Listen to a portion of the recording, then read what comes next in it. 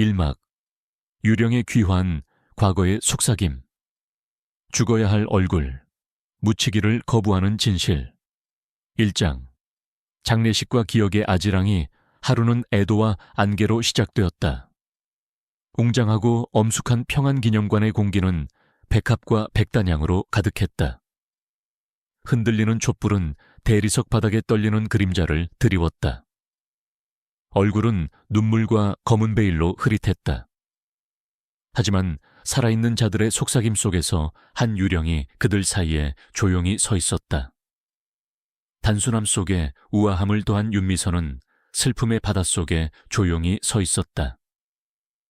그녀의 검은 외투는 마치 놓을 수 없을 만큼 무거운 기억처럼 그녀의 몸에 달라붙어 있었다. 창백하고 찡그린 그녀의 얼굴은 눈물은 보이지 않았다. 오직 절제만이 느껴졌다. 그녀의 손에는 흰 국화 한 다발이 들려 있었다. 그녀 옆에는 9살 딸 박서연이 서 있었다. 눈빛은 초롱초롱했고 호기심이 가득했지만 본능적으로 엄숙한 기색이 역력했다. 두 사람은 함께 고인의 재단으로 향했다. 미선에 돌아가신 어머니의 오랜 친구였다. 짧지만 정중한 참배가 될 예정이었다. 그저 그랬다. 하지만 그렇지 않았다. 미선은 눈꽃으로 움직임을 포착했다. 키가 크고 균형 잡힌 체격에 검은색 맞춤 정장을 입은 남자가 로비를 가로질러 슬픔에 잠긴 유족에게 걸어왔다.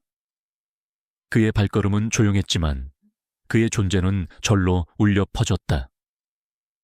장례식장 주임인 조은석은 정중하게 고개를 숙였다. 그는 차분하고 전문적인 태도로 조의를 표했다. 하지만 미선이 고개를 드는 순간 세상이 산산이 조각났다. 그의 턱선, 미간의 곡선, 그리고 무엇보다도 잊히지 않는 것은 왼쪽 눈꼬리의 미소였다. 그럴 리가 없어. 말도 안 돼. 그는 죽었어. 미선은 얼어붙은 듯 바라보았다. 마치 시간마저 앞으로 나아가기를 거부하는 듯했다. 그 미소가 설악산의 폭풍우 치는 황야에서 절벽 아래로 사라진 지 10년이 흘렀다. 남편 박태준이 등산에서 돌아오지 못하고 사망 선고를 받고 애도하며 기억 속에 묻힌 지 10년이 흘렀다. 그런데도 그는 거기 서 있었다. 그리고 그는 그녀를 알아보지 못했다. 2장 잠들지 않는 밤 집으로 돌아온 미선은 어둠 속에 앉아 있었다. 불빛은 없었고 바깥 도시의 불빛과 옆방에서 들려오는 딸의 조용한 숨소리만이 가득했다. 잠은 낯선 것이었다. 대신 그녀는 거의 10년 동안 열어보지 않은 상자를 뒤졌다. 사진, 낡은 시계, 그리고 결혼 기념일에 선물한 빛바랜 넥타이 클립으로 가득 찬 낡은 신발 상자였다. 그녀는 장례식장 웹사이트에서 몰래 찍은 조은석의 프로필 사진 옆에 태준의 사진을 나란히 놓았다. 똑같은 보조개였다. 똑같은 흉터, 오른쪽 눈썹 바로 위에 있는 희미한 자국, 고등학교 때 자전거 사고로 생긴 것. 닮은 건 우연이 아니었다. 확신이었다. 3장 의심의 씨앗과 집착의 속삭임, 그녀는 지켜보기 시작했다. 조용히, 체계적으로. 다시 장례식장을 방문하고 질문을 던지고 친구의 친척을 위해 장례 서비스가 필요한 척하며 그때마다 조은석은 예의 바르고 전문적이며 따뜻하게, 그리고 그녀가 누구인지 전혀 알지 못했다. 하지만 그때부터 습관이 생겼다. 생각할 때 손가락을 두드리는 방식, 넥타이를 매는 방식, 엄지와 검지를 잡아당기며 똑같은 리듬과 똑같은 숨소리. 등골이 오싹해졌다. 그였다. 하지만 그는 왜 기억하지 못했을까? 왜 다른 이름으로 여기서 일하고 있는 걸까? 그리고 무엇보다도 가장 두려운 것은 만약 그가 그녀를 잊기로 선택했다면 4장, 딸, 거짓말, 그리고 무거운 진실 그날 밤, 서연은 아이들이 흔히 그렇듯 엄마 침대로 기어들었다. 졸린 눈으로 미선을 올려다보며 속삭였다. 엄마, 왜 저 남자를 계속 쳐다보셨어요? 미선은 숨을 멈췄다. 아이에게 죽었다고 믿었던 아버지가 어쩌면 몇 걸음 떨어진 곳에서 살아 숨쉬고 있을지도 모른다고 어떻게 말해야 할까? 말할 수 없다. 적어도 아직은. 예전에 알던 사람이 생각났어요. 서연은 고개를 끄덕이고 잠이 들었다. 미선은 태준의 얼굴을 너무 닮아보기가 아팠던 딸의 얼굴을 바라보았다. 그리고 가슴속에서 무언가 깨어나는 것을 느꼈다. 불, 맹세, 진실을 밝혀내겠다고. 무슨 대가를 치르더라도. 5장. 사냥의 시작 다음 날 아침, 그녀는 낡은 노트북을 꺼냈다. 로그인은 아직 가능했다. 태준의 노트라는 제목의 보관 폴더를 여는 그녀의 손은 떨렸다. 스캔한 문서, 녹음 파일, 심지어 그의 옛 건축 회사에서 친구에게 보낸 반쯤 쓴 이메일까지. 마지막 파일은 불완전했다. 몇 줄뿐이었다. 만약 내게 무슨 일이 생긴다면 그건 사고가 아니야. 미라이 재단을 확인해봐. 그 건물들에 뭔가 문제가 있어. 안전보고서는 거짓이야. 아래에는 위치가 휘갈겨 적혀 있었다. 좌표, 그리고 마지막 문장이 있었다. 내가 사라지면 그곳으로 가. 진실이 묻힌 곳이야. 1막 마지막 박자 미선은 침실 창가에 서 있었다. 새벽이 막 밝아오기 시작했다. 멀리서 천둥 소리가 도시 스카이라인을 가로질러 울려 퍼졌다. 태준, 날 잊었을지도 몰라. 하지만 난 널 결코 잊지 않았어. 그녀는 창문에서 돌아섰고 눈빛은 결의로 가득했다. 유령이 돌아왔다. 이제 그녀가 진실을 찾아낼 차례였다. 제2막, 진실을 향한 추적, 숨겨진 진실을 찾아서. 기억의 공백 속에서 깨어나는 진실. 진실을 감추려는 자들과 그 진실을 끝까지 좇는 자의 대결. 장면 1. 오래된 일기장, 그리고 미라이 재단 새벽. 빗소리가 창문을 두드리는 그 시간. 윤미선은 낡은 다락방 문을 열었다. 그곳은 시간이 멈춘 듯 먼지와 세월이 층층이 쌓인 곳.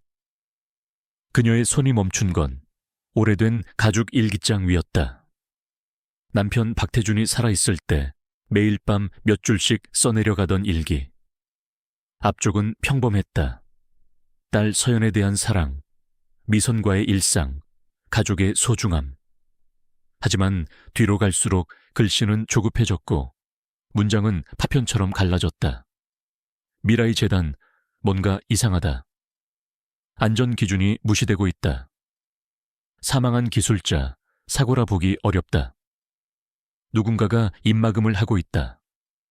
그리고 마지막 페이지. 좌표 하나와 함께 적혀 있던 짧은 문장.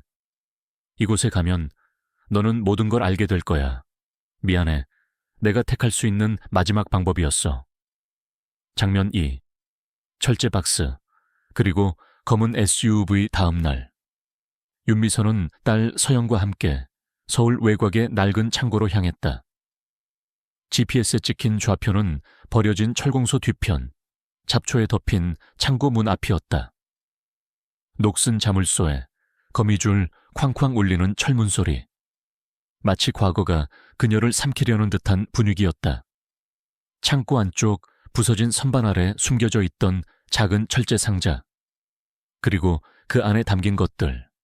계약서 위조, 증거 안전 기준 무시에 내부 보고서 사진, 영상, 녹음 파일. 그리고 USB 하나. 하지만 그 순간 창고 밖에서 검은 SUV 한 대가 브레이크를 밟는 소리가 들렸다. 서연아, 가자. 그녀는 USB를 움켜쥐고 딸과 함께 창고 뒷문으로 몸을 날렸다. 뒤에서 들려오는 거친 발소리. 누군가 쫓고 있었다. 장면 3. 익명의 전화, 공포의 경고, 집에 도착한 밤.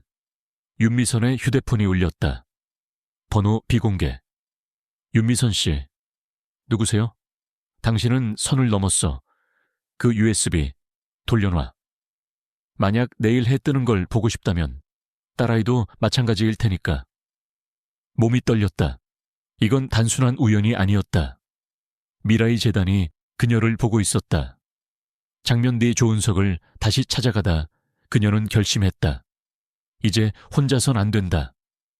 기억을 잃은 남편, 조은석, 아니, 박태준 그만이 이 진실을 함께 밝힐 수 있었다. 장례식장 다음 날, 조은석은 여전히 그녀를 알아보지 못했다. 그러나 그녀는 천천히 꺼내들었다. 결혼기념일에 남편이 손수 만든 나무 상자. 그 안에는 두 사람의 이름이 새겨져 있었다. 그가 상자를 손에 쥔 순간 그의 눈동자가 흔들렸다. 고개를 감싸주며 고통을 호소하던 그 순간 기억의 파편이 돌아오고 있었다. 미선, 이게 무슨 일이죠? 그때 장례식장 뒷문이 거칠게 열렸다. 검은 양복을 입은 두 남자가 모습을 드러냈다. 그만하시죠, 윤미선 씨. 이건 그 사람에게도 좋지 않을 겁니다. 장면 5. 세 사람의 도망 윤미선은 조은석의 손을 꽉 잡았다. 당신은 박태준이에요. 믿지 않아도 좋아요. 하지만 지금 우린 함께 도망쳐야 해요. 그의 눈에 망설임이 가득했지만 서연이 손을 내밀었다. 아저씨, 제 엄마를 지켜주세요. 그 순간 조은석의 눈빛이 달라졌다. 지켜야 할 무언가가 생긴 남자의 눈이었다. 그들은 도망쳤다. 도심을 빠져나와 태준과 미선의 추억이 깃든 설악산의 작은 산장으로. 엔딩씬 제2막 어두운 산길을 따라 세 사람을 태운 낡은 차가 달렸다. 비는 여전히 내리고 있었다. 하지만 이번엔 그 빗방울이 절망이 아닌 진실로 향하는 전조처럼 느껴졌다. 그 USB 안에는 단지 증거만 있는 게 아니었다. 그 안엔 잊힌 사랑과 억울한 죽음, 그리고 미래를 바꾸기 위한 유언이 담겨 있었다. 제3막, 죽음을 넘어선 귀환, 죽음 너머로의 귀환. 모든 진실은 산 위에서 다시 태어난다. 기억을 되찾은 남자, 그리고 그를 죽이려 한 자와의 최후의 대면. 장면 1. 설악산 산장. 기억의 파편이 쏟아지다. 설악산 깊은 곳, 안개 낀 숲길 끝에 오래된 산장이 모습을 드러냈다. 지붕은 기울고 창틀엔 이끼가 낀 채로 세월의 흔적이 고스란히 남아있었다. 하지만 윤미선과 박태준에게 이곳은 단순한 폐가가 아니었다. 여기, 나치, 이거 무슨 냄새지? 벽난로. 당신이 가장 좋아하던 장작 냄새예요. 우리 첫 번째 결혼기념일도 여기서 보냈죠. 조심스레 문을 열고 들어간 순간 시간이 거꾸로 흐르듯 조은석의 눈이 흔들렸다. 미선이 꺼낸 건 서랍장에 숨겨져 있던 작은 나무 상자. 그 상자 안엔 10년 전 두 사람이 새긴 이니셜 TNM, 그리고 날짜 2월 12일. 그의 손이 상자에 닿는 순간 기억의 파편들이 파도처럼 밀려왔다. 미선아, 은지야, 정민석, 그 자식이 날 밀었어. 그날 설계 서류, 내가 숨겼던 장면 2, 정민석의 그림자 밤, 산장을 조용히 에워싸는 자동차 불빛, 검은 SUV 2대가 멈추고 양복을 입은 남자들이 내린다. 그리고 그들 사이에서 등장한 정민석. 박태준, 넌 죽은 사람이었어. 그게 모두를 위해 좋은 선택이었지. 태준은 미선을 바라보았다. 그리고는 낮게, 단호하게 말했다. 이번엔 끝까지 맞설 거야. 그는 소매 안에 감춰둔 녹음 장비를 손목에 고정하고 산장 밖으로 걸어 나갔다. 장면 3. 최후의 대면 산장의 마당. 달빛 아래 마주선 두 남자. 정민석, 그때 그냥 죽였어야 했는데 말이지. 태준. 그래. 하지만 너는 자만했어. 항상. 말이 오갈수록 정민석은 더 이상 숨기지 않았다. 그의 입에서 흘러나온 단어들. 제주 리조트 붕괴는 내 책임이 아니야. 아니, 나밖에 모르게 했지. 그 건물엔 부실 시공이 있었고 네가 방해가 됐어. 그래서 널 없앤 거야. 태주는 녹음 장치가 깜빡이는 것을 확인했다. 그리고 동시에 미선은 숨어있던 위치에서 경찰에게 실시간 전송을 하고 있었다. 장면 내 구원의 사이렌. 바로 그때 산 아래서 경찰차의 사이렌 소리가 울려 퍼졌다. 정민석은 뒤를 돌아보며 외쳤다. 뭐야, 무슨 짓을 한 거야? 태주는 한 발 앞으로 나가며 대답했다. 내 목소리가 네 죄를 증명했어. 이젠 네가 사라질 차례야. 경찰이 들이닥치고 정민석과 부하들은 현장에서 체포된다. 악의 중심이 무너지는 소리와 함께 10년간 멈췄던 시간이 다시 움직이기 시작했다. 장면 5. 살아 돌아온 남자. 며칠 뒤 서울중앙지방법원. 태준의 사망신고 취소 및 신원 회복을 위한 재판이 열렸다. 미선과 은지가 그의 양옆에 앉아 있었다. 판사. 박태준 씨의 사망신고는 정식으로 취소됩니다. 법적으로 살아있는 사람으로 복권함을 선고합니다. 그 순간 법정 안의 조용함을 깨는 은지의 울음소리. 그녀는 아버지의 품에 안겼다. 장면 6. 집으로 돌아오다 오랜만에 돌아온 가족의 집. 소파, 액자, 주방의 냄비들. 모든 것이 그대로였지만 이제야 비로소 완성된 듯한 풍경이었다. 태주는 거실에 피아노 앞에 앉았다. 그리고 10년 전 은지를 재워줄 때마다 불렀던 자장가를 연주하기 시작했다. 엔딩씬 제3막 창가에서 비가 내리기 시작했다. 하지만 이번엔 그것은 슬픔의 빗소리가 아니었다. 그건 모든 것을 견뎌낸 가족의 재회. 죽음을 넘어선 사랑의 귀환을 축복하는 새로운 시작의 비였다. 에필로그. 기억보다 깊은 사랑 진실은 밝혀졌고 가족은 다시 하나가 되었다. 하지만 그들의 삶은 이제부터가 진짜 시작이었다. 봄이 온 설악산. 눈 녹은 계곡물이 졸졸 흐르고 산장의 창문 사이로 햇살이 스며든다. 오래된 산장 안. 윤미선은 작은 테이블 위에 차를 놓고 창밖을 바라보고 있었다. 조용한 피아노 소리가 산장을 가득 채운다. 그 멜로디는 이제 낯설지 않다. 그건 10년 전 박태준이 은지를 재우며 부르던 자장가였다. 이젠 태준이 그 자장가를 온전한 기억과 함께 다시 연주하고 있다. 커피 식기 전에 마셔요. 미선이 웃으며 말을 건넸다. 예전에도 이렇게 말했었지.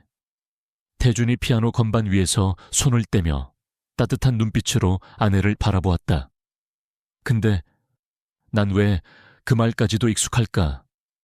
그건 당신 마음이 기억보다 먼저 날 다시 사랑하기 시작했기 때문이에요.